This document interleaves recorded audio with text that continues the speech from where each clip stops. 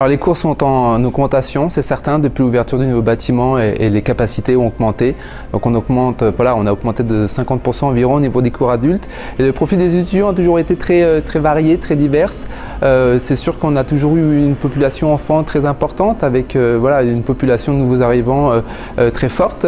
Et on observe chez les adultes aussi une proportion de nouveaux immigrants qui ont l'intérêt d'apprendre le français pour voilà, améliorer leurs capacités, leur curriculum et pouvoir se présenter aussi à des tests de certification pour évaluer leur français.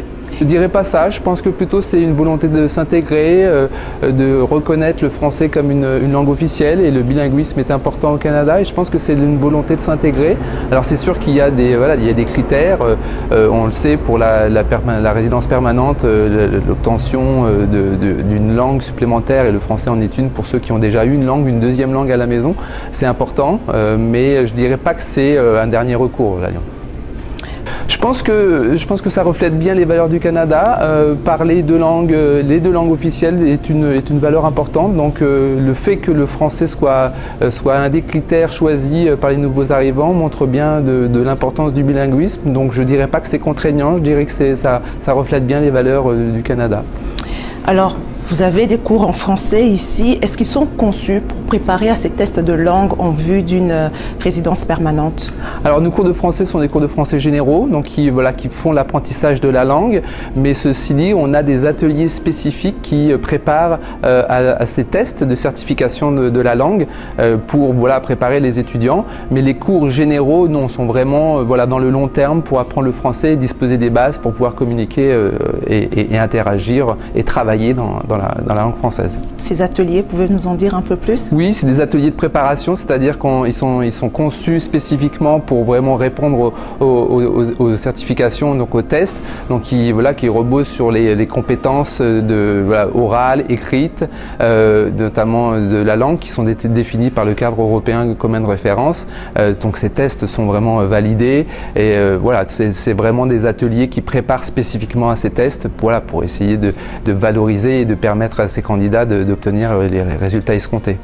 On est en droit de se demander si ces tests sont adaptés à tous. Il me semble qu'il n'y a pas de distinction, entre ceux dont la langue, le français, la langue maternelle et pour d'autres, une seconde, troisième, voire quatrième langue. Est-ce que c'est adapté à tous? Je pense que les tests de compétences sont adaptés à tous, reflètent quelque part de pouvoir évaluer le niveau des candidats selon les différents critères de compétences, donc écrite, orale, parlé, écrit.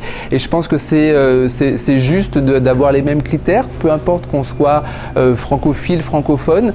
C'est des tests de compétences qui évaluent justement.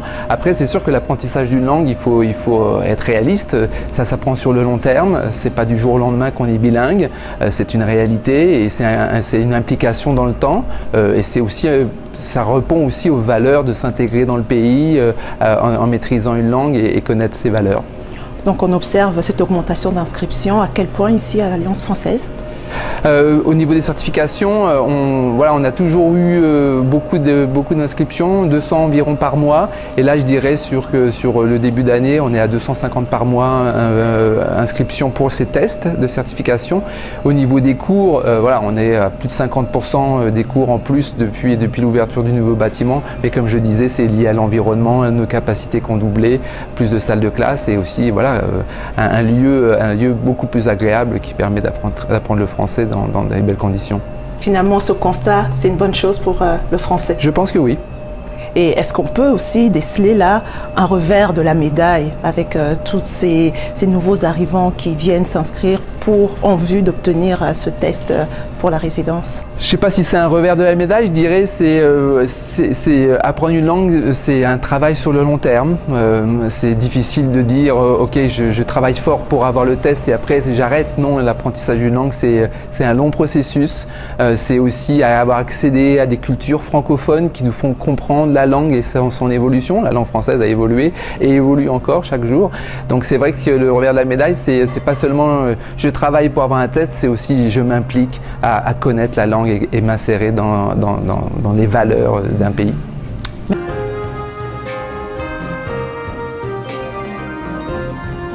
Merci.